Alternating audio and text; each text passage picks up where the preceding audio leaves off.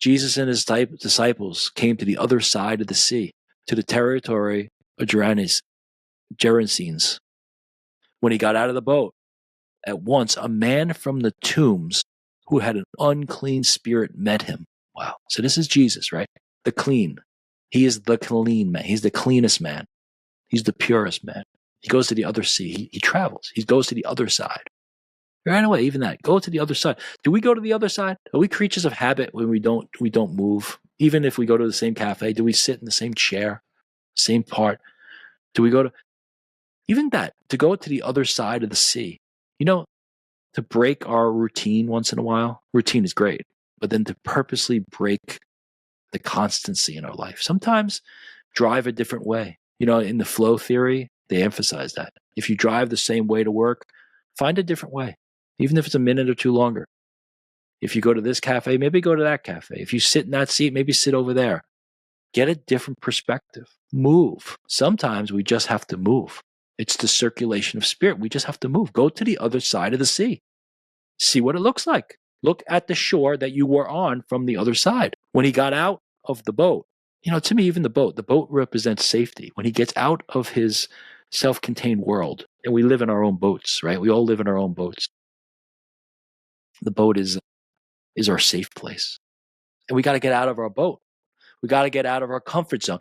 Recording, going live right now today was not comfortable. And I'm not patting myself on the back because I'm being honest with you. There are times where it's like, I think I'm not alone. You don't want to do anything. You just don't want to do it, right? You don't want to go to work. You don't want to do your job. We don't want to do the liturgy, the work, public service. We don't want to do it. We just want to be fed. And it's like, no, we have to get out of the boat and go to the other side. Go to the other side of the sea. Try something different. You don't know who you're not blessing, right? Until you have the opportunity to bless them. You still might not know who's getting blessed, but somebody will be blessed if you go to the other side of the sea and if you get out of your boat. Get out of your boat. Get out of your safe place, get your comfort. Get out of the comfort. You got to get uncomfortable. That's how we grow. And at once he gets out. He gets out of the boat, gets out of the safe place. At once, a man from the tombs, a man from the dead, a man from that part of the world that we don't want to be in, that bad neighborhood, that great group of people, that part of the political segment that we don't like, or that religious segment, or that, whatever it is. We all have prejudice. We all have. So what is yours? What is mine? And we have to get out of the boat. And we can't be surprised when somebody from the tombs, or what we define as the tombs, it could be a tomb that everybody acknowledges. That's a tomb. Heroin addict, that's a tomb. But it could be something where some people don't define it as a tomb at all. Just the way they live their life or something that we don't like. And it doesn't mean we're wrong. But just to see the humanity in the person, the humanity from this man from the tombs, the man from the dead, who had an unclean spirit. What is it? A demon. A demon. Oh, do we believe it? You know, I remember Anton Scalia, the Justice Scalia. He was asked, again, I'm paraphrasing, but he was asked on an interview, do you believe in the devil? He said, of course I do. And not believe in him like worship the devil, but believe that there is a devil. Yes. If you believe there's God, if you're a Christian, then you believe that there are unclean spirits, that there are fallen angels. There are people in the world who worship that evil. It's out there. We can't just pretend it's all rose petals every moment. It's not. There's darkness in this world. We see it. And there are people who worship the darkness, and there are spirits that are dark, that try to corrupt. And they take possession of people. We may call them different things now, but there's all different forms of dark spirits, right? I mean, obviously there's addiction. That's one of the big ones, right? And when you can't stop doing something, it's demoralizing, man. Demons make you feel smaller. They make you feel insecure. They make you doubt yourself, doubt the love God has for you, doubt your self-worth. Everything that makes you smaller and less secure is demonic in that sense. And everything that builds you up and makes you feel loved and worthwhile and valuable is angelic, holy angels. The grace of God, God's messenger, angel, God's messenger. So there are many unclean spirits, and there may be ones that we don't. Yeah, obviously the big ones we know of, right? Addiction and crime, and But then there's there's greed, ego, pride, uh, desire to be well known, to be popular, to have it easy.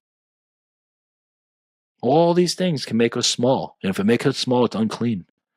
The man had been dwelling among the tombs, and no one could restrain him any longer, even with a chain. This is when this part was read.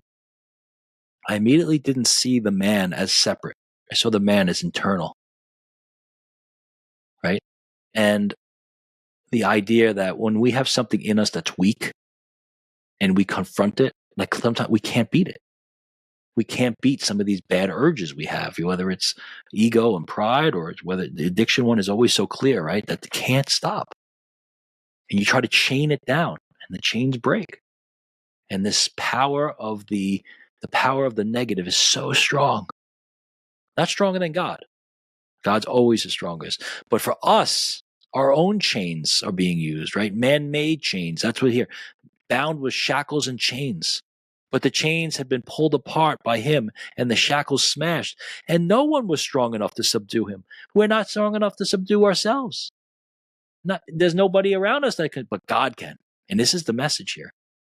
Whether that demon is external or internal, that man that Jesus encounters is ourself dealing with, like the old proverbial good and bad angel on our shoulders, right? It's humbling, man. It's humbling if you allow yourself to say, like, I'm that unclean man that Jesus meets. Are you? He meets a man from the tombs who has an unclean spirit. Wow. That man had Have you been dwelling among the tombs? Am I dwelling among the tombs? Do I have an unclean spirit? Do you have an unclean spirit? Is Jesus getting out of his boat and coming across to see you? And what does he say? Night and day among the tombs and on the hillsides, he was always crying out and bruising himself with stones. That's line 2. Night and day, 24 hours, no relief.